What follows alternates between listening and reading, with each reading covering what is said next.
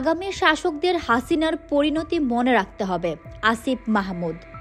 আগামীতে যারা রাষ্ট্র ক্ষমতায় আসবেন তাদের ছাত্র জনতার জুলাই আন্দোলন ও শেখ হাসিনার পরিণতি স্মরণ রাখতে হবে বলে মন্তব্য করেছেন স্থানীয় সরকার, পল্লী উন্নয়ন ও সমবায় উপদেষ্টা আসিফ মাহমুদ সজীব ভূঁইয়া। মঙ্গলবার বিকেলে রাজধানীর মানিক মিয়া এভিনিউয়ে ৩৬ জুলাই উদযাপন অনুষ্ঠানে তিনি এসব কথা বলেন। আসিফ মাহমুদ সজীব ভূঁইয়া বলেন, আগামীর বাংলাদেশে যারা রাষ্ট্র ক্ষমতায় আসবেন সে যেই হোক, এই জুলাইকে তাদের মনে রাখতে হবে।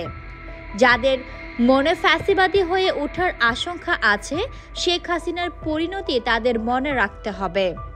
স্থানীয় সরকার উপদেষ্টা আরও বলেন, বাংলাদেশের জনগণ আগের ইতিহাস বারবার নিশ্চিত করেছে এবং ভবিষ্যতেও করবে।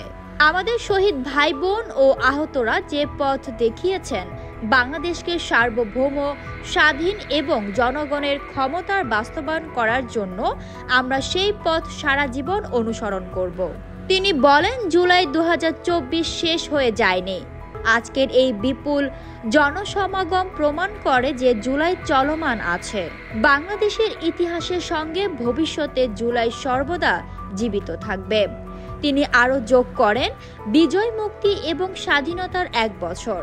গত বছর আজকের এই দিনে ছাত্র জনতা সংসদ ও গণভবন দখলে নিয়েছিল। তারা বিশ্বকে স্পষ্টভাবে এই সংবাদ জানিয়ে দিয়েছিল যে এগুলো এদেশের জনগণের। আর যেন কোনো শাসক শোষক হয়ে উঠতে না পারে, কোনো সরকার যেন ফ্যাসিবাদী বা স্বৈরাচারী হয়ে উঠতে না পারে, সেই বার্তা আজকের এই দিনে দেওয়া হয়েছিল।